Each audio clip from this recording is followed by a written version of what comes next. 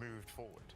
Well, there's a tiny little bit of hate from the community towards their coach, right? Whenever they lose, he's the one that takes all the flack, but it's so far from the truth as well, because he brings way too much to the team. The dynamic between the two of them, like, inseparable. I mean, if anything, I actually want Boba. I still need to send him an invoice, because at the last major, he spilt food on my shoes at dinner, but I never washed them. So in case they win TI, I now have like a shoe stained by Boba ready to put on eBay. So I'm really hoping that they can make a lower bracket run, so I can convert that stained shoe into a profit. Have you already put in a bid for RTZ's hair?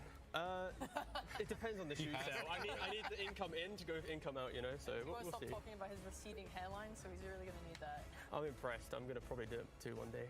Do you have any kind of just favorites? Well, we'll get favorites a little bit later, because you know what? The teams are ready, so we are going to be going to the draft and then over to the commentators. Enjoy the match, everybody. Beastcoast Vs Evil Geniuses. Game 1. You're spoiled today. Hello. You get to do the draft. Oh, let's go! Yeah! Woo! I was really hoping that OD Pixel and Fog were going to do the draft, actually. Because I know OD Pixel loves to do the draft. It's like, we have to put it in all his contracts. You actually you just can't get enough of them. Yeah. The amount of work we had to do to get him away from the draft. I know, but so if anyone's trying to hire, OD Pixel in the future, please. He loves the draft.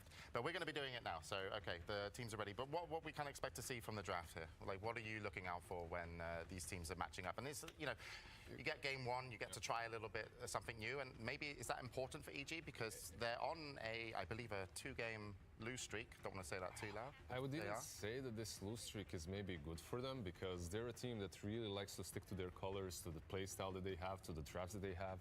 Infamous 5-game Storm Spirit Singapore Major, anyone recalls, like SF has been kind of a similar story for them over here, but they've already lost with it.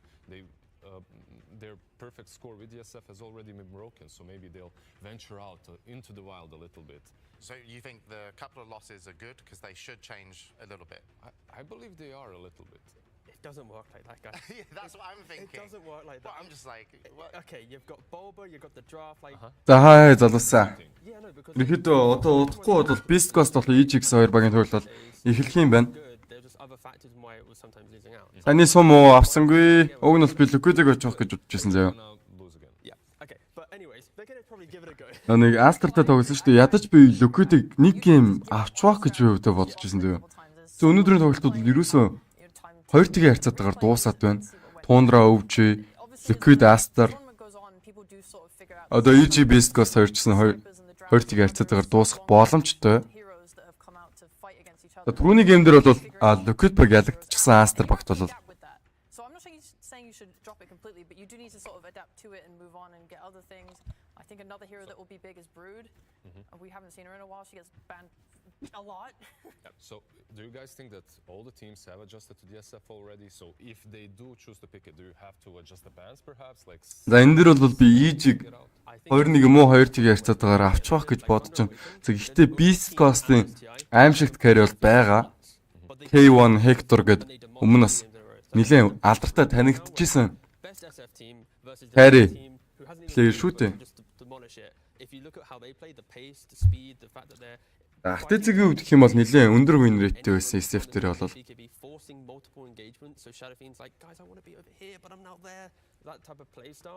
that's what EG needs to adapt to be able to fight into. It looks like Astra also copied a little bit of that, right? Like in the last series, they played against the SF and some success. The Beastcoast-ийн K1 Hector бол үнэхээр сайн байсан. You bring a support mid to either refill bottle or contest a rune, and then you shove out the wave, and then you smoke to the top lane where the SF is and get that kill. Because the move is so fast, and the wave is pushing into your mid, it's hard to know like what are they doing. Oh, are they going to farm a camp? You don't have the vision on them to know. So that's why that kind of fast move with the support is so effective, and I really love that against SF. Well, we'll see hopefully when the first bans and picks come out. But for EG to really play their best, who is like kind of on fire? Because I always see when they're like dominating, crit just being the most annoying position for. It's the beautiful harmony between crit and Arbed. I think when Arbed has a good game, be it like on his embers, his pucks, these За аль нь ялна гэж бодож чинь залуусаас at minute 10 he's behind tier Анал бодлоо хэлнэ үү? like just doing so much stuff that it allows your double carry side lanes of RTZ and Nightfall to be able to get I like the the way you items. said carry in air quotation. Yeah, I wish I was on camera to be fair, but alas, you know, you enjoyed it. And then Beastcoast нэр магадгүй шүү магадгүй. Ер нь бол underdog гэсэн багууд бол нэлээд сайн перформанстай харагдаад байгаа. Одоо юу гэдэг нь тийм ээ? Бүүн байна. Өчтөр бас өстөө. Хэлж уламгүй зүйлүүдийг бол гаргасан. Түндэр Awaken бас байна.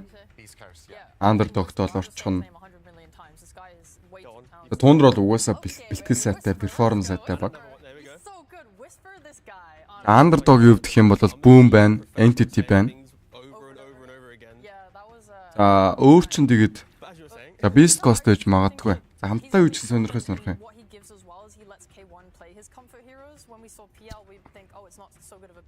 Beast илүү гэж юу? За хамтдаа харъя.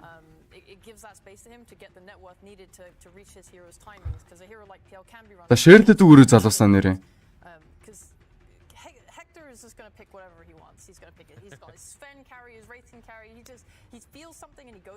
K1 Hector тэгтээ дайжгүй шүү. Wraith King авдаг тэгэхээр за мэдээж Wraith King-ийг нь бол банд хавах гэж бодож байна. За Wraith King-ийн хувьд гэх юм бол ерөөсөө баг л харагдахгүй байгаа да. Энэ тоглоомд тэр чинь бол. За ганцхан K1 Hector л Wraith King дарж магадгүй каринууд энэ хувьд гэх юм бол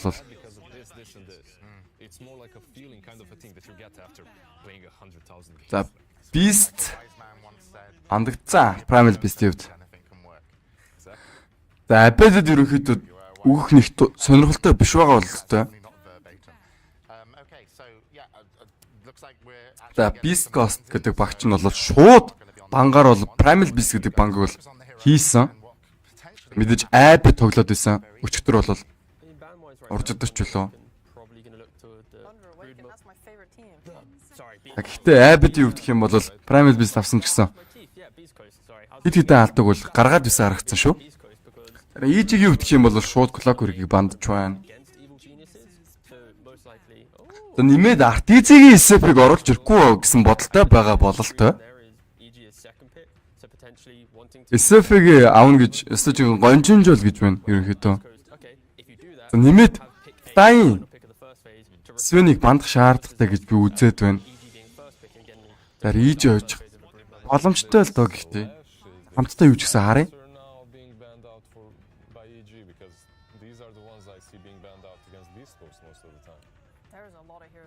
За Fly-ийн хувьд гэх юм бол уруугч нэртээ яваад байгаа ерөнхийдөө.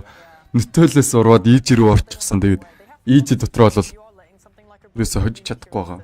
Нэр RTZ яатсан юм бэ ч одоо яагаад үсээ усуулсан юм ч одоо юу болоод үсээ усуулсан юм болоо. Ерөөсө тайсангүй шүү дээ би RTZ чинь. За юу сонин нөхөр суугаад байна гэсэн чинь RTZ хийсэн биш дээ ч одоо. Яагаад үсээ усуулсан юм болоо нэрээ. Юу тохиолтой вэ RTZ-ийн үсэнд? Алдсан байвал ялна гэж бодсон юм бах та. Yeah, 100%. And EG when they have picked the brood before, their bans instantly after have been the Naga, Tide, and Ember. So of the three, they picked the most prominent one. So EG really kind of warning Beastcoast, we're probably going to go brood. Yeah, and this За CM-ийг бол авлаа. I think is really good as an opener because we've seen Crystal Maiden and Jakiro Beastcoast. primarily as the pos 5s that help to deal with the brood mother on the lane. Because one of the За RTZ-ийн хувьд гэх юм бол халдсан байвал ялна гэж бодсон бололтой. За CM нь ингэж их пиклэгдэж байгаад нэрвлүүлж хэвдээ одоо. Ерөнхийдөө патч болгон дээр CM-ийг нэрвлсэн байдалтай харагддаг. За EG-ийн хувьд гэх юм бол хүүдвинг болон Brood Mama хоёр авч байгаа юм байна. Шал өөр харагдаж байгаагүй баатрууд пиклэгдлээ. За нэмээд Mars авчихлаа. Beastcoast. За K1 Hector-ийн тэр Wraith King-ийн л үзчихмээр байгаа юм да.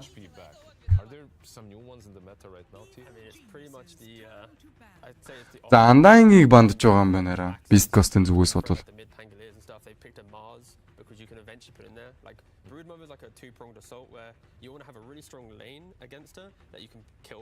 За чи юу ном болчихсон суугаад байна. За бодвол багийн драфтын л тухай. За fly гэх юм бол багийнхан капитан драфтыг бол хийн хойноос нь буулба зөвлөнө. Буулбагийн хувьд гэх юм бол Storm-ыг л ерөнхийдөө өгчихгүй байдаг байбадад. Ялагдчихсан ч хамаагүй Storm өгөөд өгдөг. За ерөөсөө өгч хандаггүй. Одоо ч гэсэн магадгүй өгөхийг бол үгүйсэхгүй байх Storm мандагдаг учраас.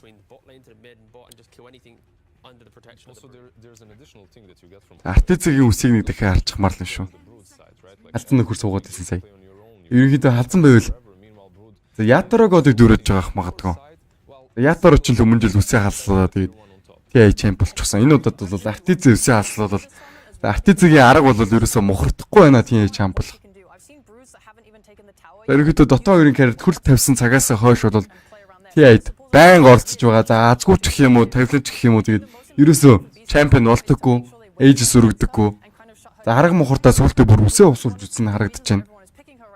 За халдсан нөхдүүд TI champ болоод байгаа болохоор би ч гэсэн үсээ хосуулна гэдээ хосуулсан юм шиг харагдаж байна, санагдаж байна.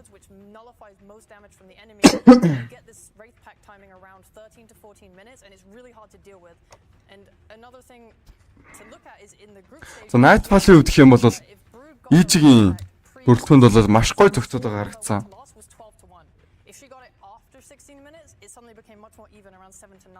So making sure Brood doesn't get this early race pack timing is huge, insane. It's very telling because if the Brood does get that level 6 fast enough, she's usually rolling over the lane and you cannot stop her that easily, right? Which is За пакийг бандж байгаа бол EG-ийн зүгээс бол Shax-ээр бол бандж байгаа юм байна. За 100 хүн үзэж байгаа юм байна шүү дээ. Хэдүүлээ гоё. Reaction-га дараад эртээ бүртгүүлэх залуусаа. Reaction-ийн то 100 орчих юм бол нэр энэ удаад. Nice.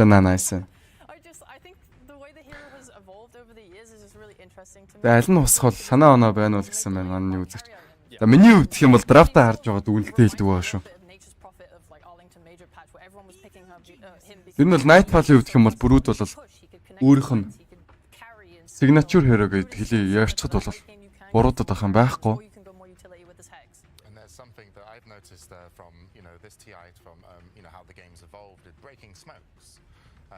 Ер нь бол тийм шүү залуу минь. Дандаа андерлогууд ялаад байсан. Тэгэд lower bracket гарах юм бол нэлээд аимшигтай lower bracket харагдана. EG Beastcoast, LGD Boom, Өвчи Gaming гэдэг ядерс. Тэгэд Liquid Entity гэх мэт. Үнэхээр аимшигтай lower bracket харагдаж байна одоогийн байдлаар бол.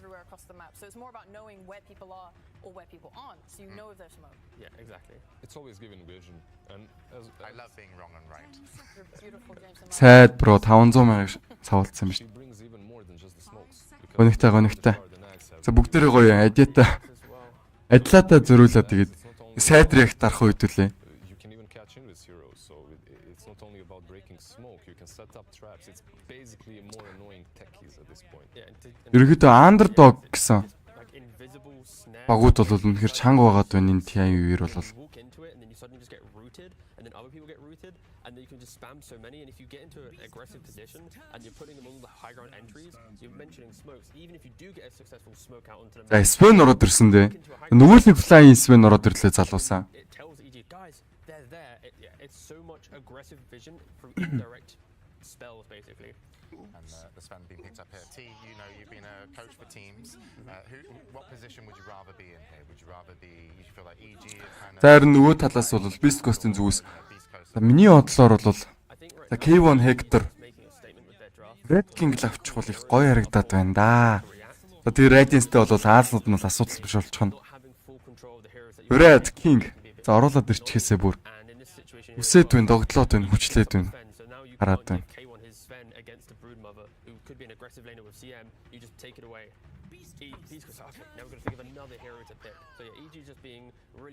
За тэгээ бат эрдэндээ зориулаад дахиад хэдүүлээ нэг side reaction-га спамдаад өгвээ. Гонигтай байна битээ алдсан залуусын хувьд гэх юм бол. За Beastcoast-ийн хувьд гэх юм бол Snapfire авчихлаа 3 дахь драфтаараа. Одоо харин 4 дахь драфтинг нь эхэлж байна. За Тайны оруулж ирлээ шүү дээ. Мэдээж position 4 дээр Тайны тоглох байх. Position 3 дээр бол Mars. За position 1 дээр ч эсвэл бол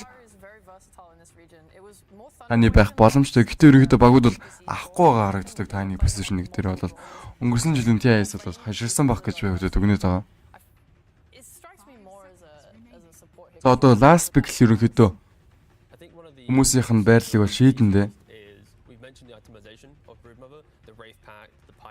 Most of Beastcoast's early game damage is going to be this magical damage. Sure, you have the little shredder and snapfire to instantly kill through the hit count on the Wraith Pact, but if that interaction doesn't happen, if you don't see that little shredder come through, then you're not going to kill the Wraith Pact. За Amber Spirit орж ирлгүй яах вэ? Abyss Amber орж ирж байгаа бол Nightfall Amber-ууд мама одоо ганцхан Artisan-ийн Батар тутмуугаан болов эсвэл Artisan SVP гэх юм болов. Таас тэ хэлж мэдэхгүй байна. Last pick л ерөнхийдөө бүх юмыг шийдвэрлэх гэж ах шиг байна да. Өсөнөр бол Artisan тоглоод байдаг. Сүүний өвдөх юм бол маш дажгүй байгаа. Тэгтгээс идэж бол багууд өргөдөг карендэр авах нэг дургу харагдсан. Саяхан бол өмнөх патчн дээр бол Sven чинь агним авч байгаа л тэгэл урдаг үсэн.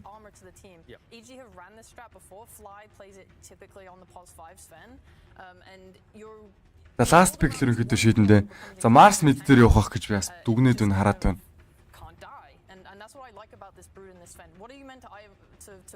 За Mars юм уу эсвэл Tiny л мэд бах та. Тэгээ нэг нь offlane. Snapfire арайч мэд явахгүй л үтэй энэ ч одоо.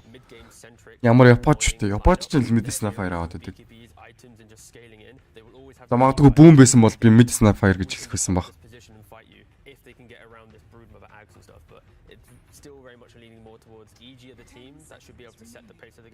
Unless their lanes go disastrously, then sure, Beastcoast, they have a plethora of damage, but... The lifestealer бандаж байгаа бол зөрүүлээд Blue Secret бандчихлаа. EG-ийн талаас бол Tiny mid өнөө залуусаа яаж ч утсан. Тэр Mars mid явлаа гэх юм бол 3-ын Tiny угаасаа байхгүй шүү дээ. Одоо тэгэхээр carry ирэнд төгсөв. P1 Hector-ын Red King-ийг л харчихмаар байна. They need something that provides more aggression because like if you put Mars mid, you're going to secure his levels. So we mentioned how the Broodmother needs to have that anti-wave clearing hero to go against her. That's going to be the Mars now. If you put him mid, it's easy to transition. Одоо ерөнхийдөө Artisan-ийн Баатар дутуугаа гэж үзээд байгаа шүү дээ. Beastcoast-ийн болоод Artisan-ийн Баатарыг бол бандвах. За Лондруудыг пиклэн гэж үзвэл Лондруудыг бол бандаж байгаа юм байна. Beastcoast баг. Харин зөрүүлээд EG багийнхан last банга хийн. K1-ы одоо Wiki-г бандах хэрэгтэй байна. Эсвэл бол K1-ы Hector бол K1 Hector. За өөр баатарч тоглосон болно л доо. За харцгаа ямттай. За Artisan хараад байгаа тэр халцсан. За сайтам олчихсан суугаад байна да. Yeah, there's still the troll available if they want to play the lane that way against the brood. Заримдаа бүр бүтэн геймийг харьдчихдаг K1-ы Hector бол Urad King гэсэн хэрэг авч байгаад. Сайн уу ган зөргөө. За тоглолт бол ийм бас шүү залуу минь. Өнөөдрийн тоглолтын өвдөх юм бол өвчий тундра Liquid Aster гэсэн дөрвөн багийн тоглолт бол болж өнгөрснөөс за тундра өвчийг бол 2-1-ийн харьцаатаагаар уулгаад авчихсан. Харин Liquid бол 2-1-ийн харьцаатаагаар бол уулгадаж авсан. Team Master ялсан гэсэн үг. За одоо өнөөдрийн 3 дахь тоглолт бол одоо явагдаж байна. Залуу минь team байна.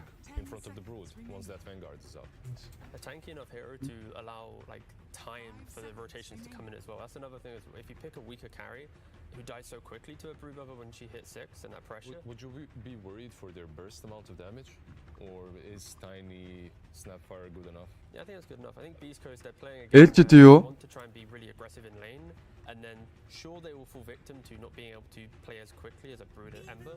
Элчүүдийн өвдөж чинь одоо. За энэ тоглолтын араас бол шууд явагдах юм шүү. LGD бол best of 3 цуврал бро. Тундра бол нэлээд чанга байлээ. Тоглолт нь бол үнэхээр бүр төгс өс. Тэр эзэлж байгаа перформанс, драфт юу гэдэг юм тийм ээ. Тэгээ өвжигийнхэн бол өөрсдөө signature хөрөөнүүдийг авсаар байгаа. Тэгээд ялч чадаагүй шүү дээ. Бүр хийж аваас. Дараа нь бол шууд LGD-ийн тоглолт бол явагдана.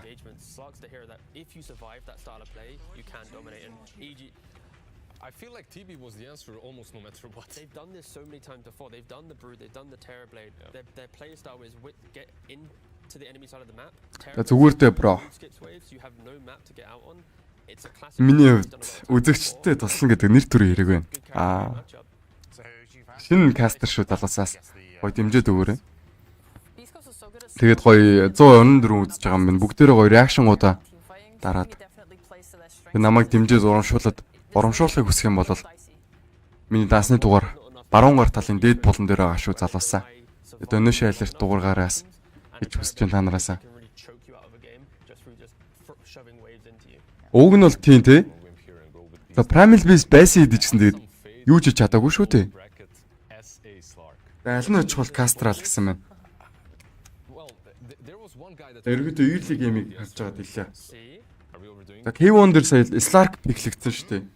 За тийм учраас бас Beastcoast гэж магадгүй Odds нь бол нэлээд өндөр байгаах гэж бид хамгаалж байна.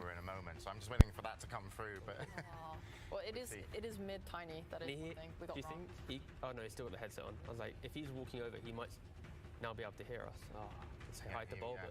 Hi Barber, enjoy your interview. But again, he's got the headset on. So we'll wait a minute. When he's ready, I'll know, and then we'll send it over. But it's definitely for a game one. It really seems like EG, you think, controlled the draft. They're going in slightly more comfortable, but it's like, as you say, Hector just gets to choose like, hey, I want Slark, and it's going to work. Pretty much from the get-go, they're controlling the draft, but Beastcoast. EG бол маш сайн перформанс байсан шүү дээ. Group stage хаан тоглолтууд дээр бол тийм учраас бас EG-г бол ерөөсөө басаад хэрэггүй. Хоолн нэрээр дажиг болсон маа шүү дээ залуу минь. Би өндөр галыг асан шүү нэрээ. Орой намайг үзээрээс. 21 өмнө бол авах юм байхгүйсэн шүү дээ хоолоо бол. Одоо бол шал өөрчлөсөн байгаа. Харж байгаа.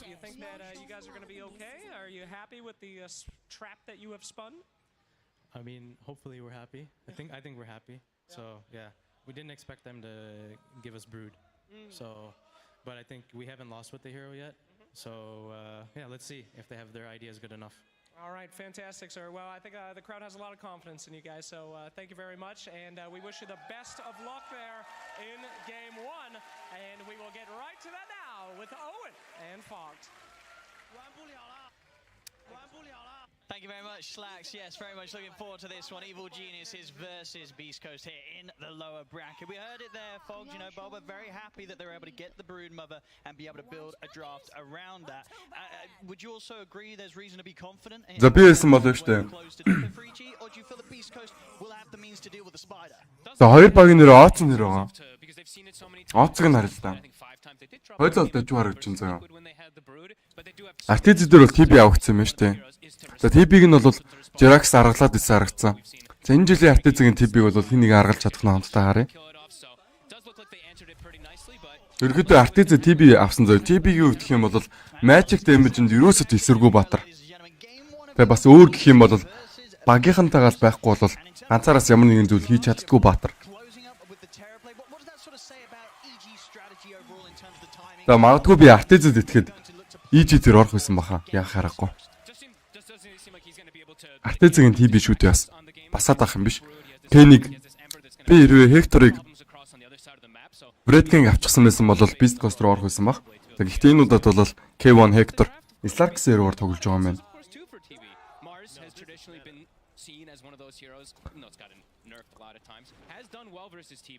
За хоёр тгийн харьцаатаар бараг EG буулгаад авчиж магадгүй дээ энэ тоглолтын дээр бол Warding шалгасан K1 Hector.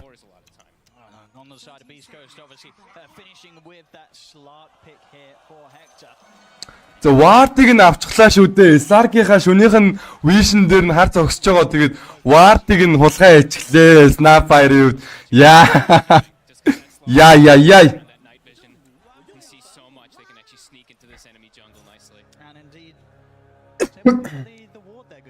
Вардыг нь хулгайч гисэн сая K1 Hector-ын шүнийх нь vision дээр нь эргэдөө Snapfire харж байгаа тэгээд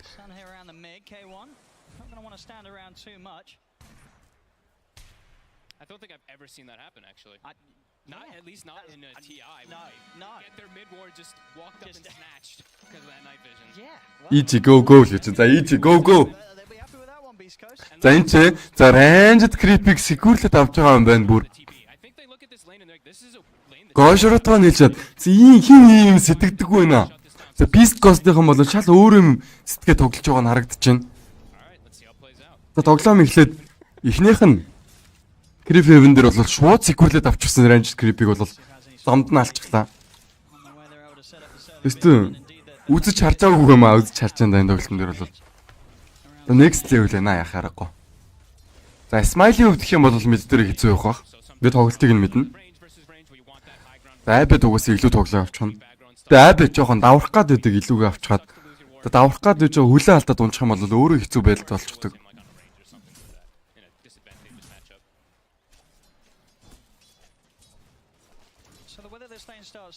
За Crit хувьд гэх юм бол Ecoron shot авчихсан юм байна. Bushwalk-ыг бол аваагүй. За мэдээж Crit Bushwalk болон Ecoron shot гэсэн хоёр spell бол тулгаа тоглох нь бол зүйтэй байх. За мэдээж 3 дугаар skill бол нэг авах нь ойлгомжтой.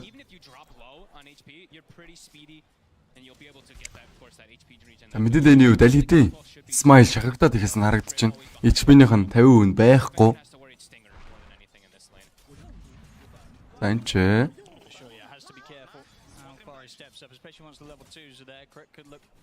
CM ямар ч байсан тэгээд айгу явж бах.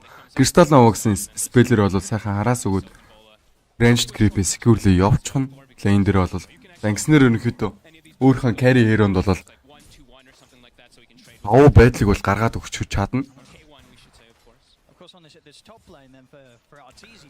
За харин dead lane-ийн хувьд гэх юм бол RTZ Metamorphosis-ээр дарчихсан бол Reflection Анче Fly унхуу Fly Lighter Spear Scatter Blast хойноос нь Go3 бүх чиглэх шаардлагагүй байсан байна. First block бол Go3 авлаа. Beastcoast-ийн Position 4 хэр бол first block-ыг авч байгаа. За mid дээр Abed гайгүй лэн яваад энэ одоогийн байдлаар гэх юм бол last дээр бол тэргүүлж байгаа юм байна.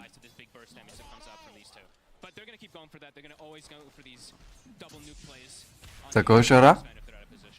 За Fly-ыг Storm Hammer хэрэглэчихсэн юм байна. За Гошорогийн хувьд гайгүй баха өөрт нь бол 2 spell байгаа. Нэмээд Magic Stick-тэй Fairy Fire-тай бол за Courier-ыг нь хаант хийх гэж оролдох уу? За гуталтай юу? Гутал байхгүй маань. За Ward орлоор бол чинь аплах чинь бүр 4-4 Ward-тай. За 3 ч юм уу.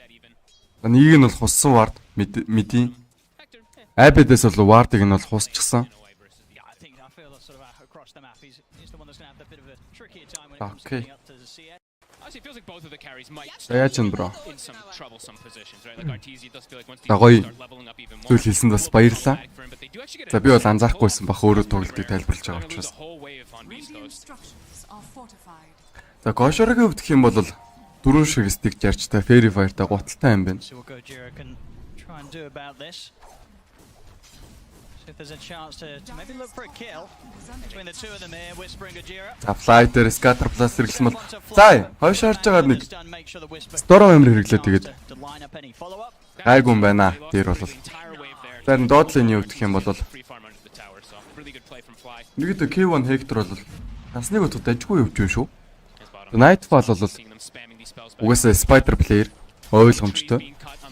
Айлынхаа бүх спел болон physical damage-ын дээр бол танкра тэгээд дайныг бол EG баг аваад байгаа харагддаг. За ялангуяа Nightfall Spider авчих юм бол тэгдэгэ. За дээр Гошора. Fly чи healing salve-г нь бол cancel хийчихлээ. За next level play-г араас нь хийж байна Beastcoast баг бол. Тэргэдөө Swain Warcry буюу 3 дугаар skill нь нэлээд өндөр armor өгчдөг. Нэмээд дээрэс нь 1-р skill нь бол олон hero станддаг гэдэг утгаар бол Swain-ыг бол carry hero дээр авах. Carry-г нь support hero дээр авах бол Өсөл бол бурцсан гэж үзээд аваад байгаа. Астер баг бас авсан. Тэгээ ялтыг бол байгуулсан. За EG баг бол энэ удаад авч байгаа юм байна. Үүслэлд унчлаа шүү дээ fly out. Жадан дээрээс өргөдөө cookie идэж байгаа scatter plus хэрэглээд хойноос нь whisper gotcha гэсэн skill ашигласнаар тэгээ boost-лээд алчглаа fly. За мэдээ smile өргөдөө надад сайн тамирчин шиг санагддгүй маа гэсэн идэж бол last hit-ээрээ тэргүүлж байгаа юм байна. Atlizi 2 өрөөнд reflection хойноос нь fly order storm өргөсөн бол whisper. За ямар нэгэн зүйл бол хийхгүй юм байна. Харин fly өөрөө унах боломжтой. Cookie идсэн бол whisper шат байсан уу? За байсан идэж бол хэрэгэлсэнгүй. Gotcha book-ийг хэрэглэх нь бол илүү гэж үзээд Gotcha book-ийг бол хойшоо гарч байгаа нэг хэрэгэлсэн юм байна. Aster 2 тийг харьцаатаагаар ялчсан шүү бро. За fly avalanche тоосыг ирсэн бол Goshora хойноос нь trigger бараа нэг зогсон smile Goshora-гийн хувьд дахиад scatter plus гэж байгаа fly-г алж байгаа юм байна шүү дээ. Одоо юу болоод байна? 3 тийг харьцаатаагаар өргөдөө Beastcoast баг тэргүүлж байгаа юм байна. Abed юу? За маш гоё тоглолт байлаа. Fire-ын ашиглаж бод өргөдөө рүүнийг нь хулгайлчихсан. Regeneration rune-сэн. Сайхан хамаг скил хэрэглээд манагаа байхгүй болох таван дээр бол рүүнийг хэрэглээд авах хэрэгтэй. And the bottom lane, they actually haven't died. They've weathered everything. And as you mentioned, Slark, sure, he's a bit behind the counterpart. 400 behind the TB, 800 actually behind the Brood, but they haven't died down here. No. За доор Nightfall-ийн хувьд гэх юм бол ёстой жинхэнэ жаргалтай линээр явж байгаа. Хүн байна да.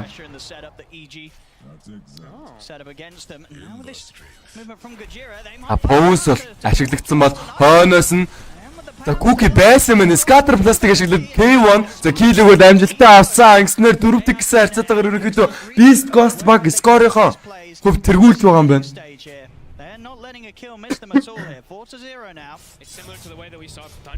EG-ийн хувьд харин сайн байсан юм шүү. Group stage-ийн тоглолтууд дээр бол нэлээд өндөр скортой гараад ирчихсэн шүү дээ. Upper bracket руу бол exceed-ж бол lower bracket руу шидэгдчихсэн. Abed юу гэх юм бол Сэринг чанаа ерөөсөө аваагүй юм байна. Slide of Fist болон Flame Guard ерөнхийдөө аваад тоглож байгаа юм байна. Slide of Fist 3 level бол Flame Guard 2 levelтэй. За mid дээр за Facebook зүг бол авсан. Avalanche тоос Abed унах боломжтой. Gojora маш гоё cookie хэрэглэлээр Abed за хойшоо Remnant-лаад аюу гарсан. Тэр оронд бол дээр Mars унах боломжтой. Mars унж байгаа юм байна шүү дээ. Echo shot-н дээр Bushwhack-ла хойноос нь Flyer зүрээс Storm Hammer-ыг өгснөөр тэгээд унчихлаа Mars Whisper унсан бол ийм л зүйл хэрэгтэй байсан бах магадгүй. За Gojora-г өвдөх юм бол багийнхаа рүүнийг секүрлэх гэж доошоо явж байгаад өөрөө рүүнийг навсан Ember-ыг хараад K1-ийн өвдөх юм бол нэг эсрэг бүрд тамд явж байгаа. Хэцүүлэн явах бах. За Nightfall 6 level хүрэх юм бол тэгээд ерөнхийдөө K1-ыг лэнээс нь хөөгүүл эхлэн. Тэрийг бол мэдчихэж байгаа юм шиг нь мэдээ юм шиг Gojora болон Xemnar бол доошоо ирлээ. За нэг л бөөс урах юм бол Nightfall бөөслүүлээд унах боломжтой. Absolutely, yeah, he needs it to be able to protect his army this game. Exactly, and to protect the TB if he does show up early. There's so much magic burst that's on Beastcoast, so we like that. За Nightfall-ийн хувьд бол яг мэдрээд маш гоё төгөлж байна. Smoke тарчсан бадрууд учраас тэгээд ерөөсөө мэдэх боломжгүй шүү дээ үг нь бол. Nightfall-ийн хувьд за эрттэй алхам ерөөсөө хийхгүй байна. Хойно CM-ийн чи Crystal Navagаас дижсэн рүүлж авч чадсангүй. Харин mid дээр Storm Hammer дээр Bushwhack маш гоё холбогдсон дижсэн Smile хойшоо гарч явах юм болов. За гайгүй юм байна. Аюулгаараа явчихсан. Still had, it's pretty much a full stick there, 10 charges and a fairy fire, so really a kill that EG was going to be able to get, even with the 3 of them turning up. A scary place to overcommit to. I think they knew that the Mars wasn't going to be able to come in, but the 2 supports could be around there just to back him up right away. And now K1, yeah, level 6 is online, treads are done, he's just going to get to the jungle a little bit here. Another move for mid, not going to be able to get Gojira though. Although, 4-1, EG still leading. Бэд ювдэх юм бол Orb of Corruption авах юм байна. Хойшоо нэг Remnant явуулаад ингэж хий гэж үтсэн бол тоо.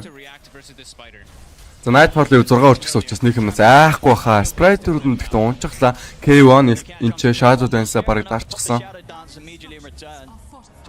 За тэр орон дээр за Artiz дээр ерөөхдөө kill их орлого хийсэн юм болоо. Artiz-ийн хувьд Sandra бол байхгүй 7 level-тэй яваад байгаа. За CM бэрэгдэх юм бол унна. За бараг Hector унах нь ойлгомжтой болоо. За Hector-ийн хувьд гэх юм бол ultimate skill нь байхгүй. Нэмээд манаг болчихсон бол Bushwalk-нд орсон. Хойноос нь за Whisper орж ирсэн ч гэсэн тэгээд ямар нэгэн зүйл хийж чадсангүй. Хүнээ аварч чадсангүй. Гэхдээ Fly-г бол унгааж авч чадсан. Гэрэтийн хувьд байсаар Ghosh-роо давхар бууж ирсэн бол айпэд энэ ч унах боломжтой. Жадан дээрээс Morton Marquis орж ирснээр тэгээд айпэд унж байгаа бол за бонусанд нь Creed бол нэмээд унж байгаа нь ойлгомжтой юм байна. Ойлгомжтой юм байна. За хэцүү байна. За нэгдээ сая ганцхан K1-ийн Hector-оор 3-2-оор сольчихлоо. EG баг. A perfect time to hit the 6. Beastcoast turn it around, and Arbed, he's going to wish he didn't come down here at all. Oh yeah, a beautiful latch from Crit here to start it all off, getting him in mid-pounce. But yeah, I don't think they expected so many rotations coming. I don't know if they expected the snap to be that 6 either. And yeah, Whisper had just used ult top, so maybe they thought he wouldn't come here either. Beautiful moves. This Snapfire really kicking it this early game. 3-0-3, 6 of the 7 kills. Yeah, I mean, just excellent setup there as well from Kajira, using the cookie for Whisper, getting him on top of Arbed. And then with that opening stun, easily able to find time to get the follow-ups. За Arbed. За дахиад доор ирлээ. Slide office-ийг хийсэн. За зөрүүлээд авиланч тоосыг хийсэн бол Creed Bushwalk-ыг ямар ч Smile дээр хийсэн. Icon shot холбогдсон идэж гисэн. Ерөнхийдөө аварч чадсангүй Arbed-ийг ганцхан Creed байгаад ерөнхийдөө аварч чадахгүй нь ойлгомжтой 3-3-2-оос Arbed дээр скиллүүдээ шахчихсан харагдсан. This is a brood lane near 12 minutes. That dive not working out at all. See around the mid. Chris ready to set up more. Gets the toss back onto Fly, and of course back up. It's there. It always is here from Beastcoast. The three take down another Fly. За Fly дээр ерөнхийдөө bash damage орсон бол хойноос нь Metamorphosis дараад Artiz ирж байгаа. Smile амьдсаар нь авиланч ирсэн бол Arena Spear хойноос нь Ghosh-ороо. Яа, combo. За нэмээд DD рүүнийг отоод авчихсан Smile-ийн хувьд.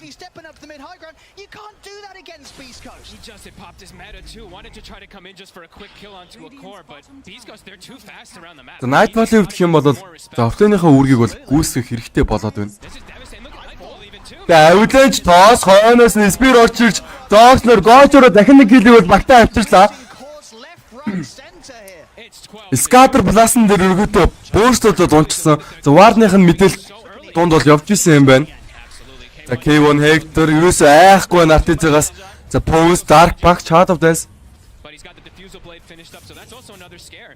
The fact that Beastcoast can even start involving the Slark in every single one of these fights. Artiz can't come back to show. Дахин нэг киллийг явуулж исэн. EG баг хийж байгаа юм байна. Энэ удаад бол ядаж ямар нэг юм. Бол алдсангүй. За гэхдээ EG-ийн хувьд гэх юм бол ядаж CM-ийг ч гэсэн унгааж ивэл аштаатай одоо. За K1 Hector, Avalanche. За сая буруу бадраа харчихсан байна. Таныг явж байгаа гэж бодсон үгүй хэлсэн бид. За Searing Channel Slate Office 2 амжилттай оногдсон ч гэсэндээ хойноос нь бол Storm байсан гүчтэй хийсэнгүү. Jungle pretty much farming for most of the game. It's gonna be a lot harder now with Whisper having this type of start. Blink at 13 minutes in your offlaner. Avalanche тоосон дээр Mortimer Kiss combo бол маш гоё байлаа сая. Тэгсний үндсэн дээрээс ерөнхийдөө Crit унаатглаа. За Abed-ийн хувьд гэх юм бол 2 левелтэй Searing Channel олжээ. Beastcoast they want to make sure that Arbed doesn't get a hold of that. They have the blink on Chris as well too. Avalanche тоос байгаа юу Smile. За тоосны мана бол байхгүйсэн мэнэ Smile. Scatter Plastic Ghosh-роо ирсэн бол Slide Office, Searing Channel амжилттай холбогдсон. Abed унах уу Abed? Remnant дээр нь л отоод байж исэн мэн шүү дээ Smile-ийн үед.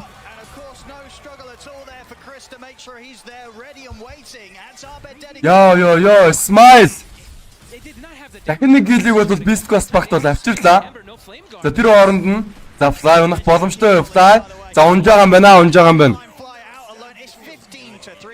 За дахин нэг киллийг бас авлаа. 15-3.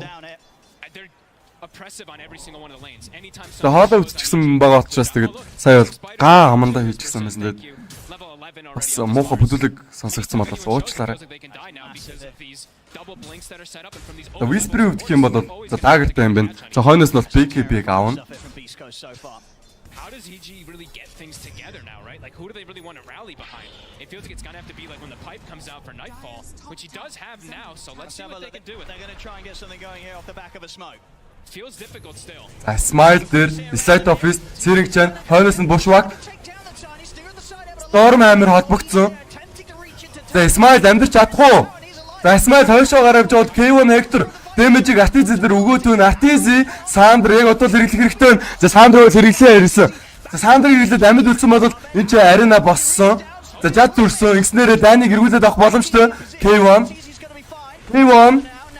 хараа явж байгаа юм байна. Defensive net-тэй. Ерөнхийдөө Juicy Fat target гэсэн бол Avalanche доос хойноос нь Markis бүх спэдүүд хоорондоо холбогдлоо. Ингэснээр ерөнхийдөө Artizi байсан бол ямар нэг баатар дахиад унах уу? За Smile тэр өгөөд damage бол хийгээд байгаа юм байна. Storm Hammer. За Renat, Smile амьд байсаар нь Avalanche бол хийсэн. За хойшоо дахин нэг Remnant-ийг дарсан бол Abed энэ regeneration аваад за гарах хорлого хийх үү? Nightfall-ийг голтны яваад байгаа. За CM. Acre shot, Bushwhack. За хойноос нь sharp shooter холбогцсон. I mean, they're pretty durable. You're definitely seeing that pipe coming into play. This 30 HP regen Broodmother just never getting low. За энэ ч за хоёр өрөөндөр бол багийн хэмжээний хараасыг өчруулсан. So EG, they may lose Arteezy in the fight, but they do take down two. Yeah. It started, I mean, it looked almost kind of disastrous at the start, but I think the Sleight of Fist actually canceled Whisper's Blink Dagger, and then he had like a little bit of an awkward jump with his ult and spear. That's why K1 Hector. За тайнытайгаа нийлж байгаад бол критик унгаач гисэн. Trying to play with the momentum that they were able to get going a little bit around that mid fight. Do end up losing crit bottom. It does feel like EG is actually more cooldown reliant. Even though they're playing into a team that has like Mars ult and the CM ult, it does feel like EG has to be pretty careful if they want to, because it feels like they have to invive Arteezy when they go for these type of pushes. За Fly-ийг зүгээс ойлгомжтой байх. Storm Hammer-ыг тулгаад тоглож байна. 3 дугаар skill буюу Bar Crane бол багийнхаа хүмүүст бол нэлээд өндөр хэмжээний armor-ыг бол өгдөг. Whisper. За K1-ийн ерөнхийдөө агнийн босгод бол 1000 гол дутуу гарагдаж байна. Тэр орн мид дээр Avalanche доос. K1 Hector унах уу? Загтаа гайгүй юм шиг өнөө өөрт нь Shadow Dance байгаа.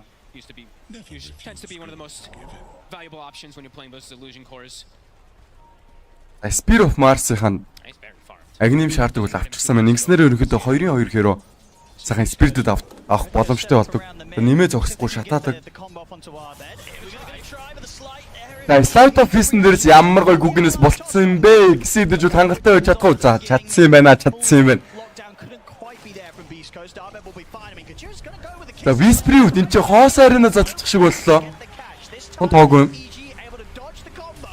За гэсэн дэж бол угаасаа ямар ч ялгаагүй байсан юм байна. За хойно нь бол Cookie-ийн дээрээс Scatter Plus 3-3-2 хэрэглэсэн бол CM-ийн хувьд Ultimate-д задлсан. За ганц Fly байсан бол Arteezy энэ чинь Metamorphosis дараад ерөнхийдөө damage-ийг бол учруулад байгаа. За K1. Shadow Dance байгаа. This could be dangerous position here still for Arteezy. He could still just get popped. He has the pipe aura around him. He's going to need that near him. But all this time, that is just taking down. Not getting any farm, not getting any pressure either. За критик гэх юм бол all tier 1s on the side of Beastcoast standing. Маш сайн тоглож байгаа яг үндэ бол баг их башвакууд нь оноод байгаа шүү.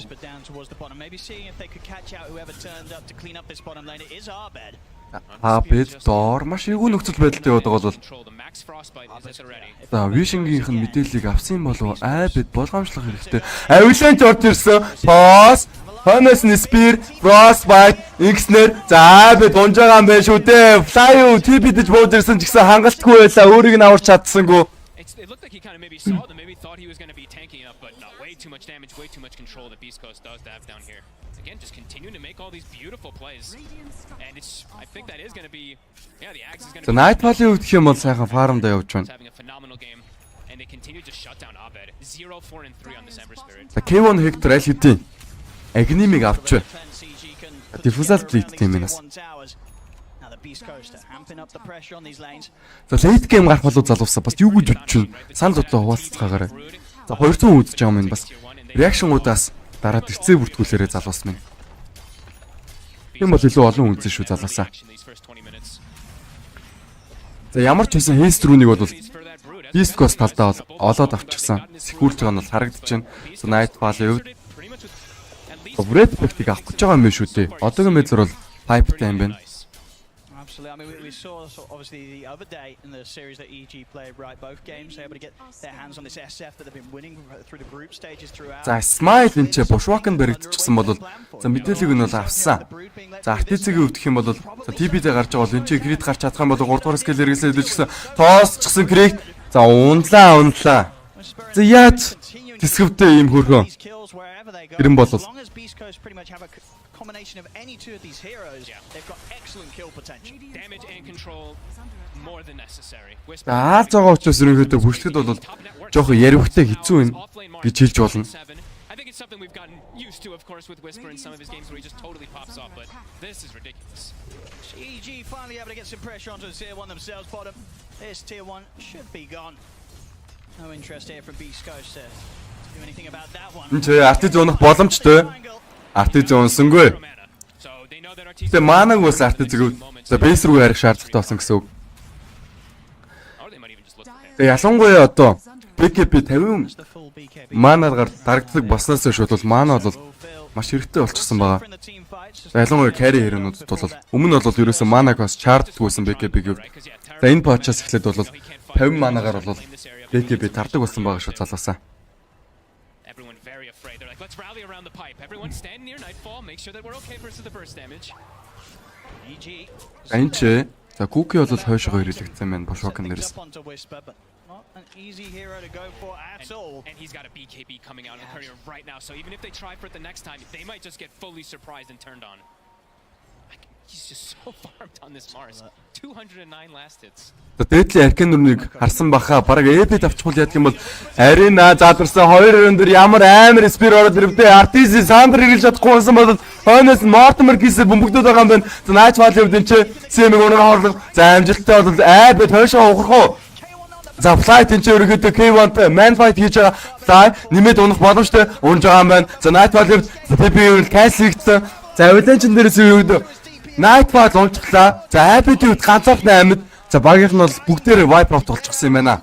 Гасах 4 ингэснээр ерөөхдөө. За нэмээд Aegis авах боломжтой. За Beastcoast-ийн хувьд бол маш гоё геймплей хийж байна. За арена дээр 2 hero spirit-д араас нь Mortimer kiss гэдэг чи одоо юу гэсэн үг вэ залуусаа? За хүүд бол дарсан юм байна, пад бол дарсан юм байна. Ингээд ерөөсөө нэмэргүй байсангүй. So smooth here from them. The kills, 24/7. Look at Gojira, right? I mean, for me, his early game has been absolutely ridiculous. Him and Whisper, 7-0 and 13 on the Snapfire. He's kind of set that whole tempo from that bottom fight with the kisses. Yeah, they're really crushing this game right now. EG, and we said, maybe that pipe was going to be something they could perhaps try to rally around. It has not been the case. I don't know what the next time is. Yeah. They fight through it. Sure that the magical's getting reduced a bit, but they've still got a heavy bit of physical, a big old punch, of course, coming out from the Mars. The tiny. Artiz-ийг бол шууд скат явах юм байна. Мант хэрэггүй гэж утсан бол тэ. Гэтэ BKB өвт нь бол байгаа. Beastcoast-ийн хэрнээ сайн байна, сайн перформанс байна. За ерөөсөө үзэж харна гэж төсөөлж байгаагүй зүйлийг бол бид нэр төдөлж харуулж байна. Ерөнхийдөө андердогуд бол энэ жилийн TI бол маш сайн байгаа гэдэг бол та нар мэдж байгаа. Look for a fight with the BKB on Arteezy. Now that there's an Aegis on K1, do you just have to hold back on that plan, wait for the 4 minutes to pass, or do you still have to take that risk, try and make that move? I don't know. I don't know what they can really do. The pressure is so immense, really, from how. The pause бол авагдсан.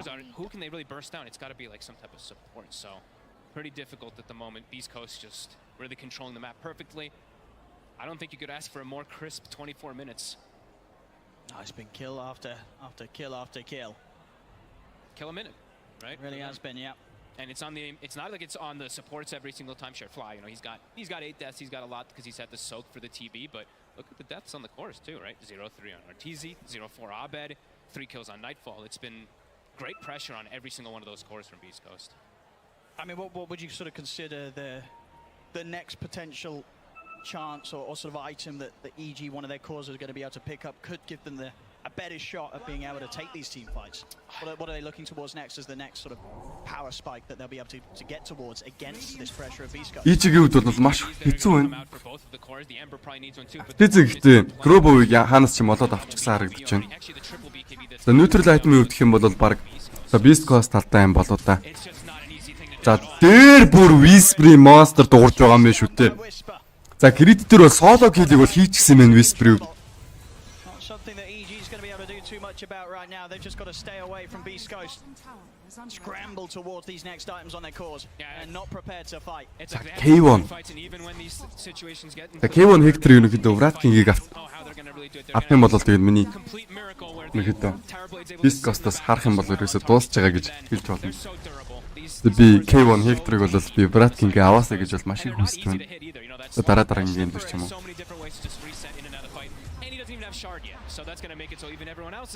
Ерөнхийдөө Dotling-ын аврыг авъя гэж бодож байгаа л да Aegis байгаа учраас.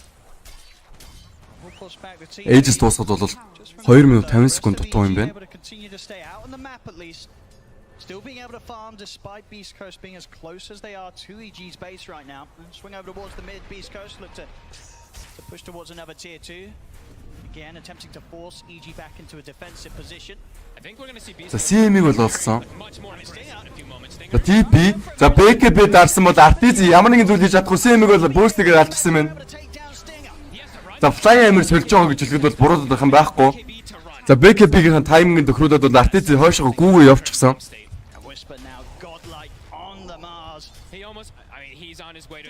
За Марсын үед бүр Godlike streak бол дуурахчихсан байгаа.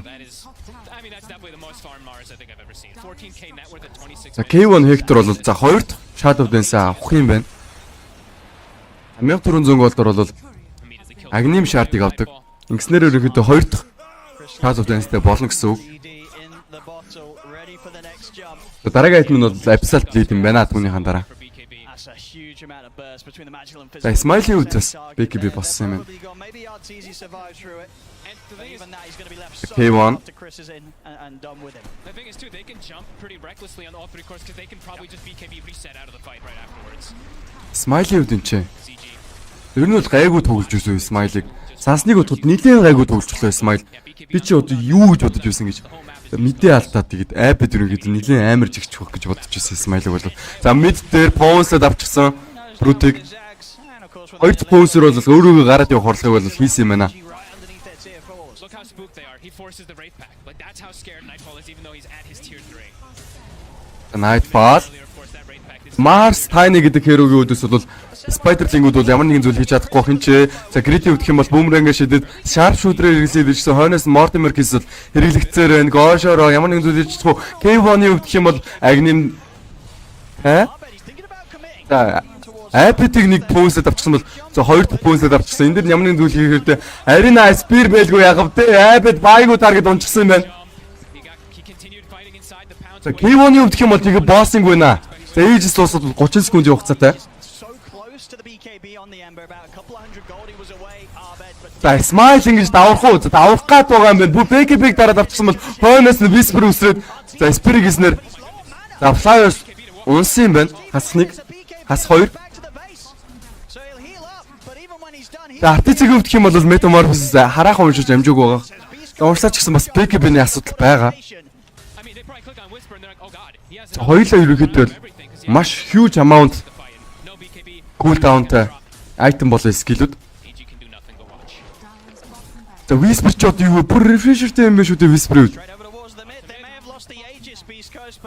За K1 за tier 3 tower дээр нь бол image-ийг өгөөд байгаа. За ухарч байгаа юм байна ерөнхийдөө Aegis-ийн тайминг дээр тохируулаад бол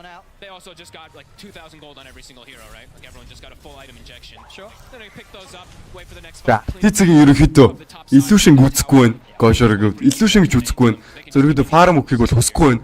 За Arteezy-гийн өвдөх юм бол 15,000 net worth-той exceed-жүүл багийнхандаа бол хангалтгүй нь carry хийхэд бол магадгүй 20,000 net worth-тойсэн бол шал өөр байх байсан болов. K1 Hector одоо энэ ч одоо баашир авах гээд короонд нь өөр төр нь ирж байгаа юм байна. За тэр үед бол за Whisper-ийн үед Side of Voice буюу Hex бол босно. Ингэснээр 2 хүн Hex-т нь 2 арена 2 жад. За нийт 4 үнийг бол сайхан Spirit авах боломжтой болчихно гэсэн үг. Агним шаардныхаа тусламжтайгаар бол мид дээр за K1 ямар ч байсан бааштай болгоомжтой тоглох хэрэгтэй K1-ийн. Гожира. За Octrine-оор авах юм биш үү? Ингэснээр ерөнхийдөө Mortimer Case-ийн гүйлт он 25% reduction хийгээд өгчөн.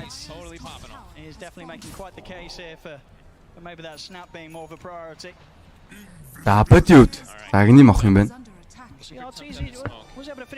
За ямар ч байсан Smoke-ыг бол дарсан да. За мэдээж Artiz-аас бусад хэрөнд бол Artiz-д Space хөх зорилготойгоор бол Smoke дарсан баг гэж би бодож байна. Энд ч Gosher-ыг олсмод хамаг зүйлээ Gosher-оор хийж байгаа. Gosher-ыг алж байгаа юм. Крит бол киллийг авсан. Зөрүүлээд энэ ч хүүтвийн усан бол BKB дараа гол нь гүүгээд байгаа. Artiz яг одоо ямар нэгэн зүйл хэрэгтэй байна.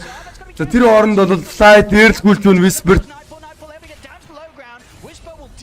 За Whisper-ийн дахин нэг Beyond Godlike дуурснаар киллийг бол амжилттай авсан. Artiz BKB дарж байгаа шийдэх гээд за exceed-жүүл damage нь бол хангалттай биш үү. Artiz Smile-ыг хөөгдөн Smile-ийн BKB тууссан бол за энэ чинээс 3 таргет гуруула молтрох боломжтой. Smile-ыг за амьд үлдээхгүй юм байна. Artiz-ийг үд Smile-ыг алсан бол нэмээд энэ ч CM-ыг алах боломжтой. Comeback хийх боломжтой EG-ийнхаа CM за унжаагаан байна. Ингэснээр ерөөдөө Artiz-ийн double kill дуурлаа killing spree боллоо. Яа. За хатаар өргөдөө. Whisper болон K1 Hector гээд хоёр хэр бол амьдэрчихлаа. За адч байгааг бох ерөнхийдөө бас хэцүү байсан баг л та. За хоёул нь бол mobility-тэй item байсан. Бас skill байгаа. За Slark-ийн хувьд гэх юм бол Pons гэдэг скиллэр бол сайхан гараа явчихна. Тэр Mars-ийн хувьд гэх юм бол Dagger-тай явчихна. За дахиад юу усыг хамтдаа харцгаая. Түрүүдээ айбад гол нь эргэлдэж байсан юм байна. За хойноос нь low ground-аас Artiz орж ирсэн.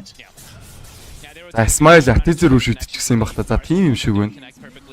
Nightfall бол тэнцээ муурланаар тоглож ирсэн байна Slark-тай. Хүүдвинг бол ганцхан өгсөн байсан юм дэрүүд. Flies buyback дуурсан юм байна. За ямар ч үсэн Smile-ыг бол гаргах бодлого үед ч Artiz-ийг бүр ингэж хөөсөр байгаа далсан юм биш үү те. За flying buyback ерөнхийдөө үнцэнтэй байж чадлаа.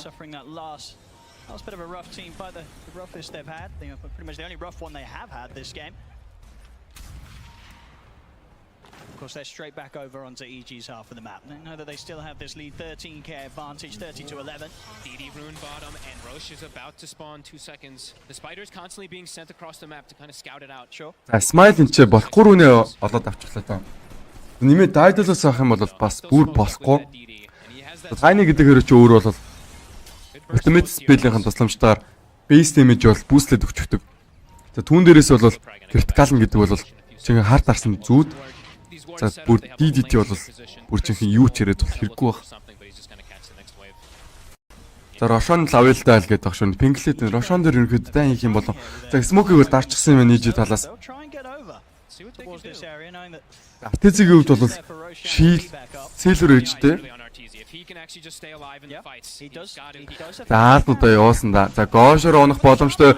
Gosher-а крит ерөнхийдөө бушваглаад авчихсан бол Gosher-а маш их damage-ийг аваад өгөж байгаа юм байна. K1 энэ ч за критийг алсан бол Artiz-тэй man fight хийж чадахгүй K1-ийн хувьд.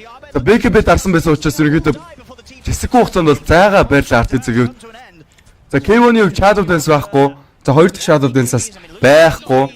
Тийм учраас ерөнхийдөө Рошон орох боломжтой болчихлоо EG-ийнхаа. За грид дээр бол buyback дуурсан сайн. За Whisper энэ refresh дарсан бол Smile-ийн үед Avalanche toss хэрэглээд Abed-ийг алчсан Nightfall унах боломжтой бол EG. Бадрах боломжтой юу? Nightfall энэ damage-ийг авсараагаад унж байгаа маань Whisper-ийн үед за өөрөө зөрүүлээд болсон. Artiz энэ ч байсаар байна. За Nightfall бас дахин buyback дуурсан бол Avalanche toss голт нь орж байгаа хэрэглэгдснээр Artizi уучгачаа. За нэмээд. За fly buyback болгосон. За хоёр хүлцэн. Хоёулаа унах юм бол хоёулаа buyback болно гэсэн үг. Хоёулаа buyback хийж ирсэн. За критик бол хөөгд байгаа. За критик өвдчихсэн мөн ялгаагүй buyback боллоо. Антон найт бол амьд. Саяны Рошаны дайныг авчихсан байсан бол EG баг comeback хийх боломжтой байсан баг. Висприйн гоё тоглолт байлаа. Buyback хийж байгаа тэгээд refresh тарсан. Buyback хийсэн бас refresh тарсан юм байна. Висприйг хамтдаа харцгаая. Ерөнхийдөө Avalanche тоосон дээр нь ерөнхийдөө Арина жад хоёрыг хэрэглээд тэгээд ерөнхийдөө бүүстэд алчсан iPad-ыг бол iPad-г учраас 4 эсрэг ер нь бол тооны явц бол гайгүйсэн юм. Артизиг ерөнхийдөө HP-н баг байсан. За ийм учраас ерөнхийдөө Magic Damage-нд бол эсэргүү hero гэж би хэлдэг. Эпиг бол за нэг Dismember хэрэглээ хойноос нь Ice Plus орчих юм бол тэгээд баг найдваргуудаа TP гэдэг hero бол Slate Office Чиринг Чан. Таныг өвдөх юм бол Aegis-ийг авсан юм шүү. Рошон авсан байсан бол угсаа шал өөр зүйл болох байлаа сая. Залуу минь Эги. Yeah, they're like, we don't need to really fully rush it here. Pick up these items. Still have Aegis for a few minutes. Almost a Hex finished up also on Whisper, so. EG looking to maybe take advantage of the fact that Beastcoast might be kind of chilling back here. Maybe they could catch something big. The moves they do make at this point, they seem risky, but they have to take these risks, EG. Yeah. They're sending the only way they get back into the game. Yeah, they're sending the spiders to scout all over. We're seeing them from Nightfall up top lane, so they're trying to find somebody bottom side. And look who it is again. It's Gojira. За Gojira дээр Stormhammer хойноос Sharpshooter байгаа юу? Sharpshooter-с нэрхэд дооч хийчихлээ шүү дээ. Авилдаж тоос 2 өрөөнд хойноос нь Mortimer-гэр орж ирсэн бол Artizi ч Silver Edge-ийг дараа зүгтах гэсэн орлого хийсэн. Artizi баригдсан. За Artizi баг өхөн ойлгомжтой юм болоо да Metamorphosis-ыг дарсан хэдэж гэсэн өөр төр нь BKB байхгүй, Sander байхгүй, Buyback байхгүй, цайны сүүчгүй. Йой. EG-гийнхэн минь дээ, EG-гийнхэн минь. Одоо энэ ч ямар нэгэн зүйл хийж чадах уу EG-гийнхэн? Минут гарангийн хугацаанд бол Artizi байхгүй.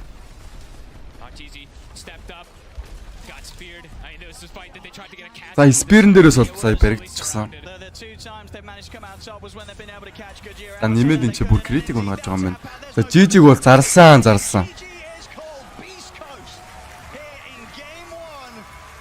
Эхний тоглолт бол ингээд дууслаа залуус минь. Тэгээ бүгдээрээ гоё сайхан ирцээ дараад. Тэгээ ирцээ бүтгүүлээд реакшнгуудаа дараад явчихаарай. Эхний гейм шүү залуу минь очроо. Нэгдээ best of 3 цуурлаа эхний гейм. Beastcoast баг бол ялтыг байгууллаа.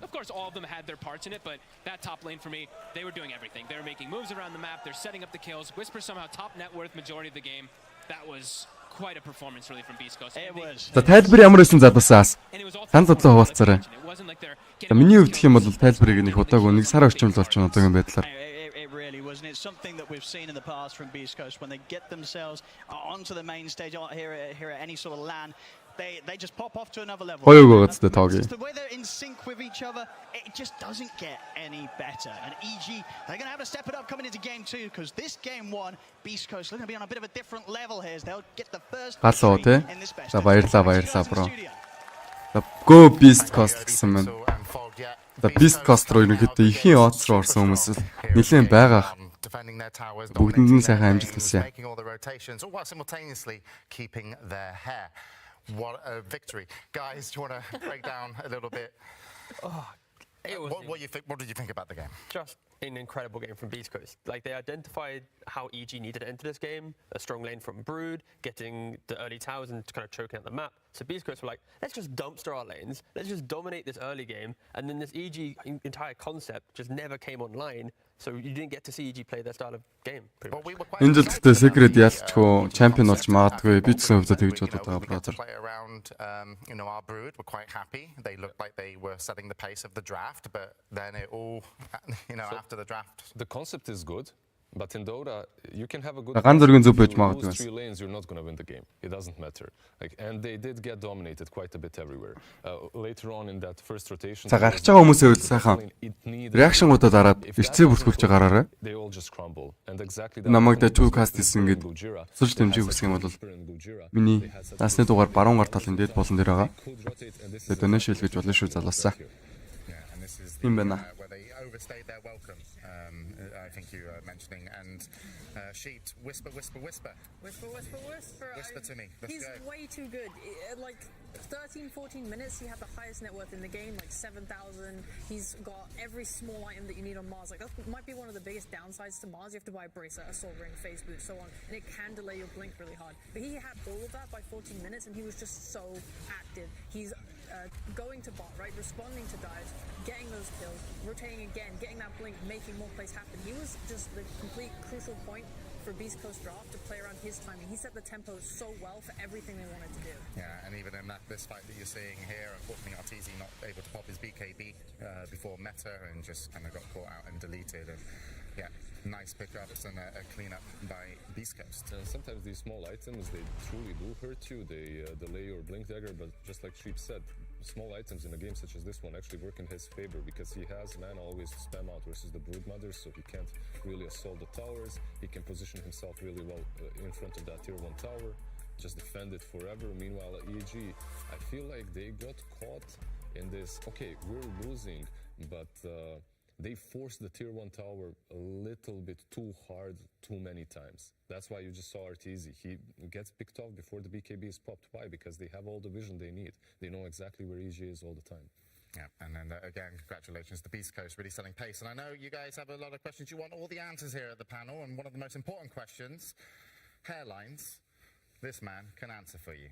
I have a terrible hairline, and I reciprocate with all the players who have gone bald, and I one day will be bald myself. But the Yatara effect. This is the most critical thing we have right now. We have multiple players at TI11 who are going bold. Don't forget Yataro, at the previous TI, he had never beaten VP during the DPC. He shaves his head, bam, 2-1, beats VP, all right? We have Skem, draws with Team Spirit. Can't beat them at the Arlington Major. He then goes bald, bam, beats them. We then have Panda. He plays against EG in the Anna Major on no ping. He loses to them 2-1. Guess what? He goes bald.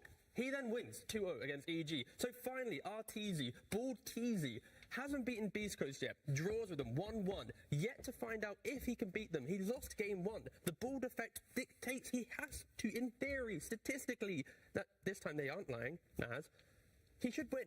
But if he doesn't beat them, it's over. The Yatara effect has crumbled. So this is one of the biggest storylines here at TI. It really is. And so we need to go to an expert. I think we got Slacks and Casey. Hello. He has decided to join us, and we will bring our energy together like a bold spirit bomb. Ladies and gentlemen, Bold Boys for Arteezy. Bold Boys for Arteezy. Bold Boys for Arteezy. Bold Boys for Arteezy. Taking our tour. Woo! Can I play? Yes, bold people for Arteezy. Bold people for Arteezy. Bold people for Arteezy. Bold people for Arteezy. Let's go. And also for everybody. That's it. That's the bit. Back to you. Thank you very much. Some insight. That was some insight. Pressing. That's an exclusive. You've never heard it before. This is a TI exclusive. Yeah. And does that change your opinion on, what... No, I think Beastcoast's probably going to win the series. They played game 1 incredibly, but a lot of bounce back from EG required because, Beastcoast was a step above. Yeah, and now they've got a little bit of momentum, and of course this is lower bracket. EG can go home. Beastcoast, only need one match to finish this one out. Lizard, I interrupted you again, as I am the silent. I'm very happy you did, because that bold energy is way too strong. I forgot my thoughts anyway, so it's all good. All right, and Sheeps, you've been bigging up that team. Game 2, though, looking at EG, where are you thinking for EG? Oh, it's hard, right? Because everything comes down to the lanes and the start of the lanes and making sure that those go well. Because it's hard, no matter what your draft looks like. Like you said earlier, if you lose the lanes, it's just too hard to play the rest of the game. So focusing on making sure that goes well is just the first stepping stone for playing against Beastcoast. Because Beastcoast are just a team that likes to win lanes, group up, fight, push you, fight. So you have to be able to fight back. Yeah, but of course, we mentioned a little bit earlier that you put up some stats. It was EG have, dominated, so to speak, a little bit more over Beastcoast, or at least the SA region. So is this a new position for them? So I think the EG's always just drawn out with Beastcoast. I think, EG's normally, statistically against Beastcoast, they always win game 1, then they lose game 2. Okay. So it's the first time in the last 3 matchups where EG's actually lost game 1. So maybe it's all changed now. Maybe just Beastcoast is leveled up. But yeah, EG normally has SA's number, but right now it doesn't look that way. I want a little bit more about this. I want more history. And to bring us some history, it's Tsunami. They've had SA's number for a very long time. In fact, I want to take you real far back. EG in South America, this is a storied rivalry. All the way back to, let's say, 2015. Let's say Evil Genius's PPD. Does that ring a bell to you? And them always going head-to-head in South America. Back then, it was the Brazilians. It was Pain Gaming. Can't really say that SA was too respected of a region back then. PPD, he didn't want to play on those servers. Old Universe, though, he was trying to come to the defense of South America. It took a little bit of time, though. It took the Dota Pro circuit to really foster the region. It took all the way to, let's say, the Ana Major, when things started to finally turn around. Poor Beastcoast was on the cusp of being able to qualify to TI. It was all up to Evil Geniuses. EG had to take out 2 of the teams, TNC and Enigma Galaxy, to let Beastcoast in to TI-10. Te quiero mucho, Arturito. But it goes both ways. Beastcoast, they'll repay their debt. 1 year later, Тэцгийн хувьд бол бүр шал өөр болчихсон байсан шүү дээ, тий? Үсмэсээ хосуулаад. Халдамжуудын нэгтчихсэн байсан да.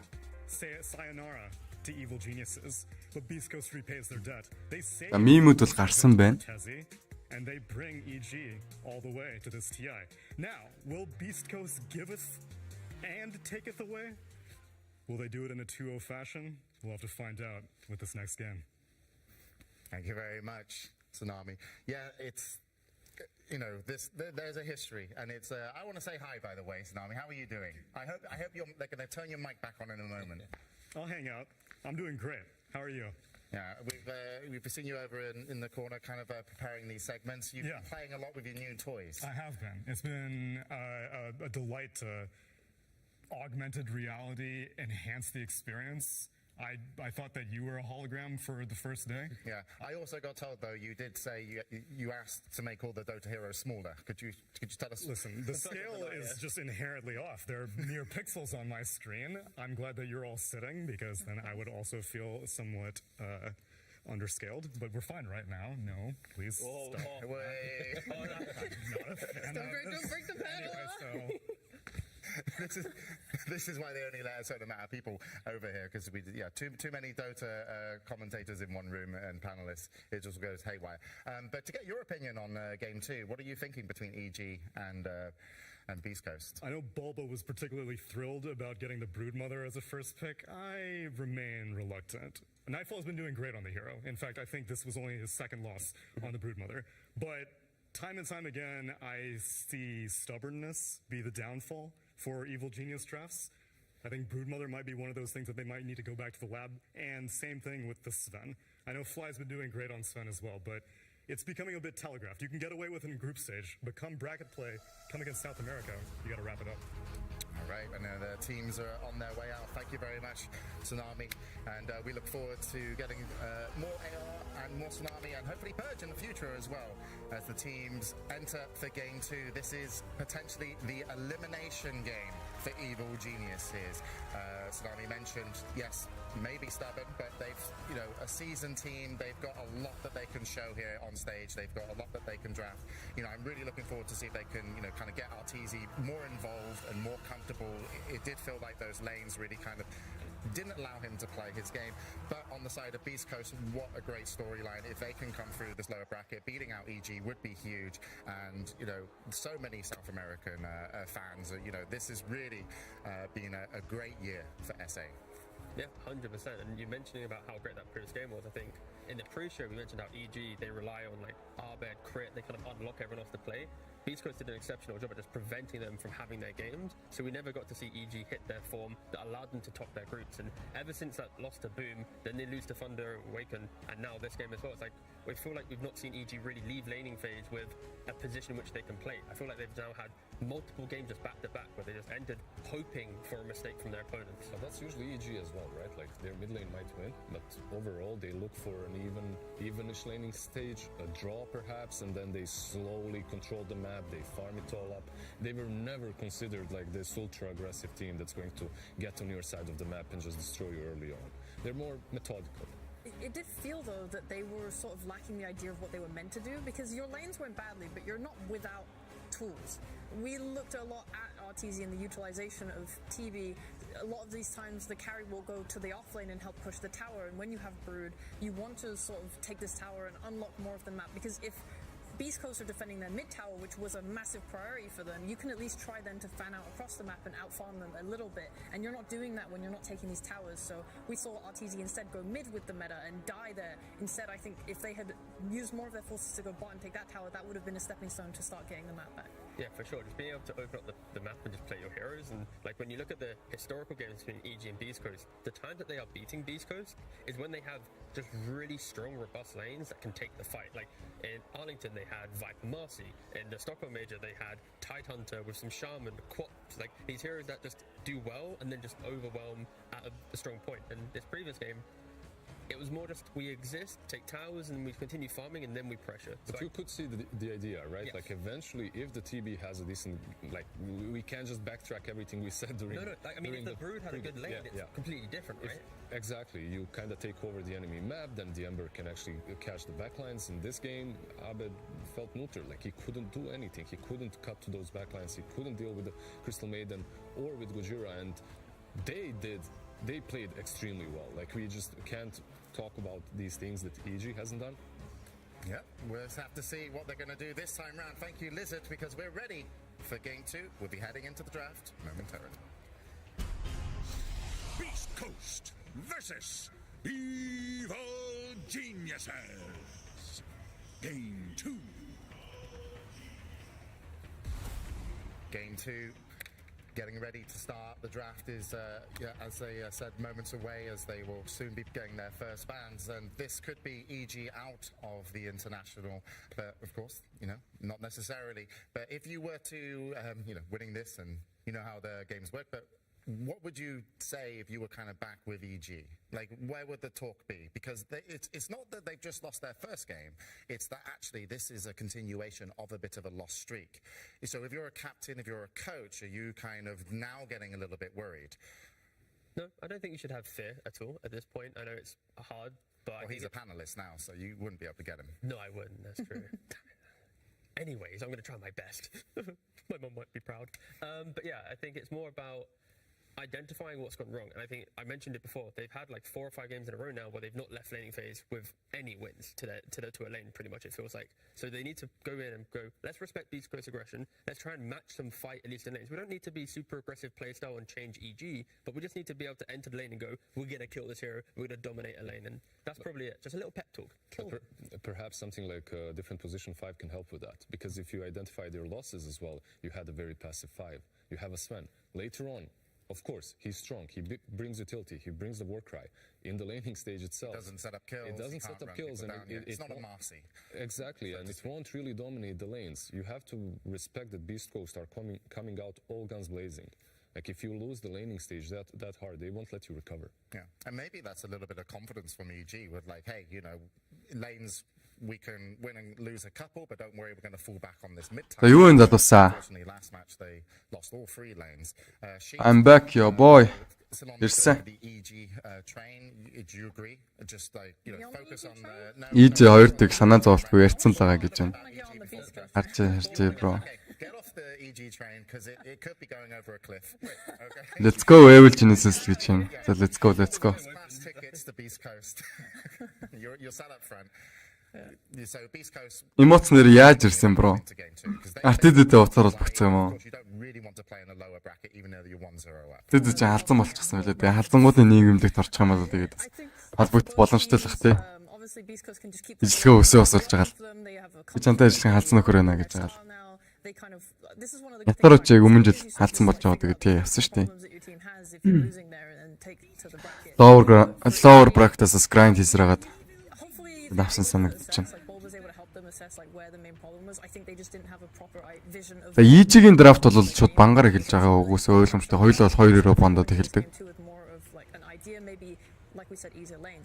За Clockwork бол тайны гэсэн 2 Баатрыг бол бандж байгаа юм байна. EG-ийн талаас бол харин Beastcoast-ийн талаас бол Primal Beast бандагдсан.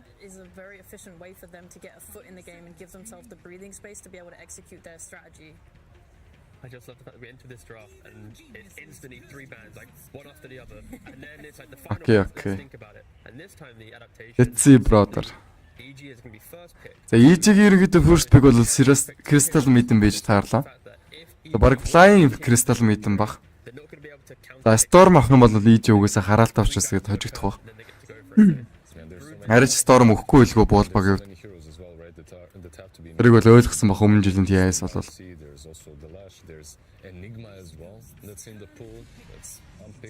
За Nix-аас нөгөө нэг балер ирж ороод ирсэн шүү залуусаа. Nix-ийн хувьд гэх юм бол би үнэхээр балер ирөө гэж хэлхийн аргагүй байгаа. За Raiden талд бол маш өндөр win rate байгаа шүү дээ. 70-80% win rate байгаа. Яин үер бол. За нэмээд Lishak ороод ирсэн. Йоо ямар амар чанга драфтараа хэлж байна энэ Beastcoast ч.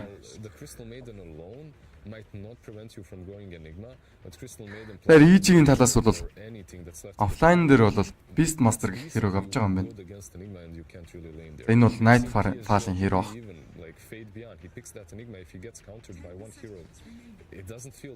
Хорон санаатнууд гэсэн үг шүү дээ. Evil Genesis гэдэг чинь. Ухаантай хорон санаатн ч юм уу нэг тиймэрхүү утгатай. Өгөөл дундаас нь гаргаж чаад байна. Тэгтээ гайхамшиг шүтгэрүүд нэлөө гоё юм байна бро. Дэмэн дракет. Бил гайхамшиг зүгрүүд урагшаал гэдэг ч дээ бро. By the way, did you guys expect Crystal Maiden to have as sick of a win rate as she is? Beastcoast EG-г савчих юм шүү л гэж байна. Тас хэлж мэдэхгүй байна. Том тоглоомоос шалтгаална. Тэг group stage-ийн тоглолт төр бол маш амжилттай байсан EG-г. Ерөнхийдөө main stage руу ороход жоо ударчих гаддаг.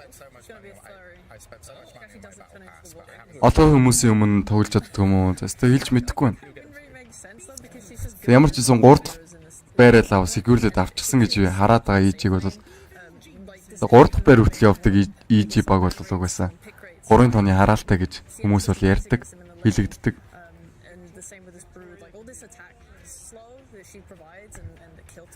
За үгүй зүгий бол too easy for Beastcoast гэж байна.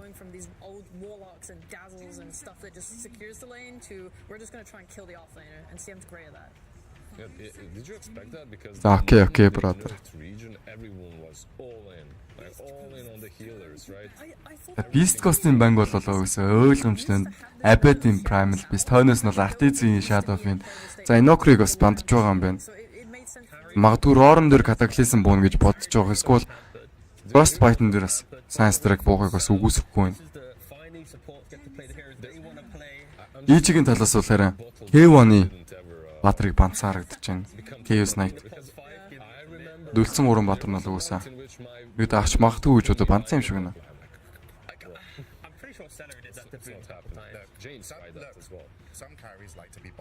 Магадгүй тэгээд Titan авчих юм бол гол нь Ravage садлаад араас нь бол Lishak шууд үсрээд орохыг бол нэг үүсгэж байх юм байхгүй тэрийг бол.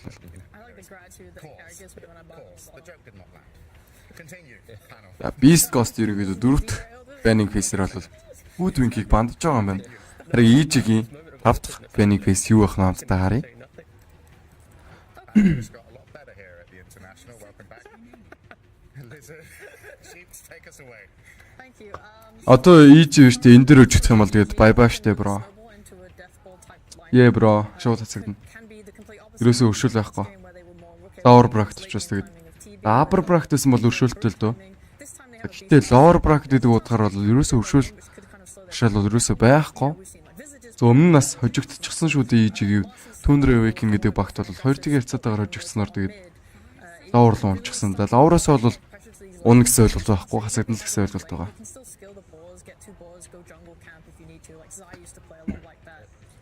За Enchantress-ыг бол бандж байгаа юм байна. EG. Riders and lash racks that are really strong right now coming from the mid lane or the off lane. You can use Beastmaster plus an additional right clicker to actually wear the. За pack авч магадгүй гээд pack-ийг бол бандсан. Beastcoast-ийн хувьд. Will not help you versus someone ranged just wailing down on you. Yeah, there's a lot of range heroes that За 3 дахь picking phase эхэллээ. you have Terrorblade, Drow, Sniper. All these heroes are still in the pool and potentially to be picked up. SF is the only one that's gone right now. And it synergizes well. Энэ үзэгч чи одоо юу болоод байна? За бүгдээрээ сайхан цуглараараа. Өөр нэгэн үзэж байгаа юм биш үү драфтыг хэлэхэд ч одоо 123 болчихлоо. Ямар гоё юм бэ? Тэгээд нэмэлтээр дахиад ширээсэн хүмүүстээ бол маш их баярлаа. Сүүлд бол ганаа ширээсэн юм байна. За инхбат бат эрдэнэс нэлийн шир хийчихсэн харагдаж байна. Яалтчгүй үнэн л үзэгчдийн нэг вэ инхбат бат эрдэнэ өвдөх юм бол зөндөө шир хийчихсэн юм шүү дээ ч одоо. Тэгээд ширээсэн үзэгчдээ бол special thank you. TI 11-д бол үнэхээр Nix бол жинхэнэ хороос үүдэх ажиллагааг бол ганцаараа хийгээд байгаа. За EG одоо драфтн дээр зүгээрээ бэхлэхгүй бол чанагдана. Чанагдаад тэгээд хасагдчихна гэсэн үг. Өмнөх геймний сум бол яалтчгүй EG дээр байсан. Би болохоор ингэж утсан байхгүй юу? Stark-ыг ямар нэгэн зүйл хийж чадахгүй байх гэж утсан ч чадчихсан. Тэгээд за Abby Ember ороод ирлээ. Тэгээд гол нь бас нэг Whisper гээд Beastcoast-ийн офлайнер бол маш сайн перформансыг бол үзүүлсэн. Бараг соло гейм carry-сэн гэж хэлэхэд бол их буруудаад байх юм байхгүй. Сүүлд бол double arena-ас хүчтэй байсан. Refresh тарж агаад Russian-ы урд бол arena дараа тэгээд өөрхөн тоглоомыг security-д авсан шүү дээ. Тэр дээр л ерөнхийдөө тоглоомыг шийдвэрлэжсэн гэж хэлж болно. Тэрөө тэн дээр ерөө EG тайн дээр хожууд Russian авчихсан байсан бол тоглоом одоо хүртэл үргэлжлэж байсан баг.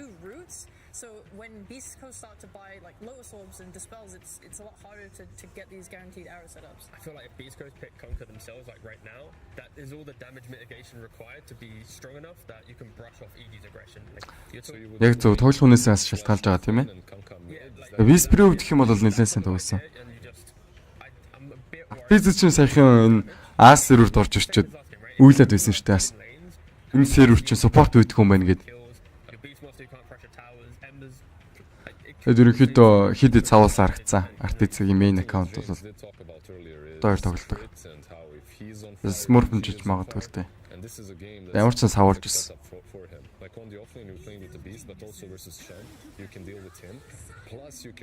За Beastcoast-ийн Naga авчихлаа. За Naga авчиж яагаад SF-ийг бандж байгаа юм бол?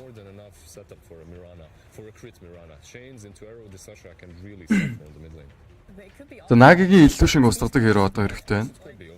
За Ember Mindstorm-тэй Naga-гийн illusion бол тодорхой хэмжээнд нь бол устгахчихна. Гэхдээ хангалтгүй Naga-гийн illusion бол үнэхээр танк үе чаддаг. За ялангуяа Naga Skadi болон Heart of Trust гэсэн айтемыг дуусгачихсан тохиолдол бол Naga-гийн HP бол 4-5,000 хооронд бол олчдаг.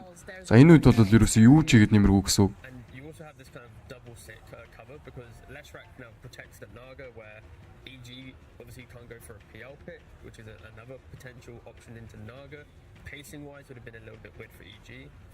За EG-ийн ерөнхийдөө 6 дахь banning phase эхэллээ. За энэ харж нь халзан суугаад байгаа RTC. Хөрхөн хаттай байж байгааг нь. Хэсэн ч хөрхөн. it just forces Beastmaster to be a clunky hero, less tower pressure. So Beastmaster really just put themselves in a decent position. Do you think he was going to do it anyway because of? For sure, but it's like because of the churn. It now even feels like it's enough, right? Yeah. Okay. Timber цаа бандагдсан ээжийн зүгээс бол нөгөө талаас одоо ямар хэрэг бандагдах нь вэ? За reset time бол хамаагүй их байгаа юм байна. Патч бандагдах нь ойлгомжтой шүү дээ. Патч аваад тэгээ даагар Нагагийн гал дороо зогсоход бол Нага BKB автгүй Баатар учраас тэгээд ерөнхийдөө illusion-гээ алдаад нэмээ дээрээс нь өөрийгөө чанаад өгчдөг. Тийм учраас магадгүй патч бол угаасаа бандагдах хэрэгтэй байсан баг. Pivotal in making sure that they have a good tempo running. And it's hard as well because Nyx and Chen are not typical playmaking supports. Nyx is pretty strong mostly because the game is like За дахиад TB орж ирж магадгүй л юм тийм ээ. За TB байх магадaltaй юм шиг санагдаад байна да надад бол. За Болбо бол яг л нэг драфт бол олон дахин дардаг хүн дээ. Нэр Перу дот бол үнэхээр амар юм байл шүү залуусаа. Амар дэмждэг зөө. Фэн бейс нь бол үнэхээр амар яг багийнхаа хүнд бол. За энэ бараг GG болчих тээ. За Beastcoast бараг 2 дэг юм шүү дээ. Live Stealer ороод ирэх чинь. За Live Stealer буюу Artisan-ийн Live Stealer-ийг гэх юм бол за сайн л та. Гэтэ ингээд illusion-тэй баатрын өөдөөс бол ерөөсөө юу ч хийж чаддгүй баатар. Live Stealer гэдэг баатар чинь бол за Milestorm, Mjolnir, Glyphner юу гэдэг. Эсвэл бол Battle Fury авсан ч гэсэн тэгээд ерөөсөө can't do shit. Is there some sort of an item build that you can go for like back in the day, maybe a Mjolnir or something like that? Probably not. Яагаад Live Stealer оруулаад ирч хөвдөө EG-гийнхаа. There was a time in which you could go for Radiance. Like why is Pudge even banned out here? Because naturally he builds items that are good versus Naga, right? Can Live Stealer do the same? Probably. In theory, yes, because the items don't feel too bad. За Beastcoast-ийн last одоо юу гэдэг? It's kind of nice though, you know, if you're going to have if you're going to go crazy, get a voice in your head that's really. I just thought I was going crazy. No, you're not. That's because I know Slacks is going to. We're going to be lucky after this because we are going to get an interview with. Нэр Марс гэж болох юм шүү дээ. За Panda авч байгаа юм байна. Panda авч байгаа юм байна. Beastcoast is going to be that brewmaster, and you know, don't worry. За драфтын хувьд гэх юм бол Beastcoast хамаагүй л байна EG багаас. За ийм дүр зураг бол надад буугаад байна. За Nyx байна.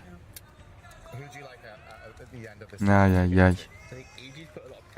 За K1 Hector-ийн хувьд гэх юм бол Free Farm явуучих юм бол ерөөсөө боломж байхгүй. EG багт. За Hector-ийг л ерөнхийдөө Free Farm явуулж болохгүй те. Could just ignore the Maelstrom stuff and go Deso, and then they just try and push towers with the Beastmaster, Lifestealer, and let Ember deal with that. За K1 Hector-ийн л ерөнхийдөө farm-наас шалтгаална гэж хэлж болно. Тоглоом болол. За early game аваад mid game аваад тэгээд farm нь бол сайн байх юм бол юу ч хийж чадахгүй EG баг бол. За ялангуяа ийм драфттай бол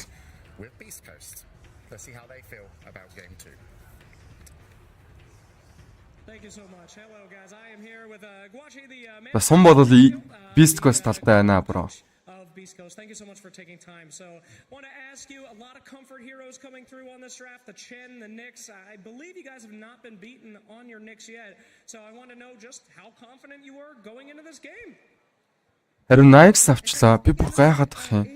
Нагагийн өдөөс шүү дээ бүр.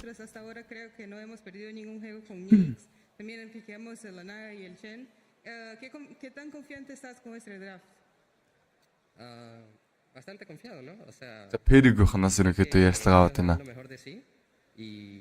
Beastcoast тийм л дасгалжуулагч юм шиг байна. Well, we are very confident. I know they're going to play the best they can. So I believe in them, and that's pretty much it. We're confident. All right. Well, we are absolutely happy to hear it. Thank you so much for that first incredible game, and we are ready to watch another incredible game to follow it up. Let us pass it on over to Owen. За Artesian-ийн үед Live Stealer авчихсан.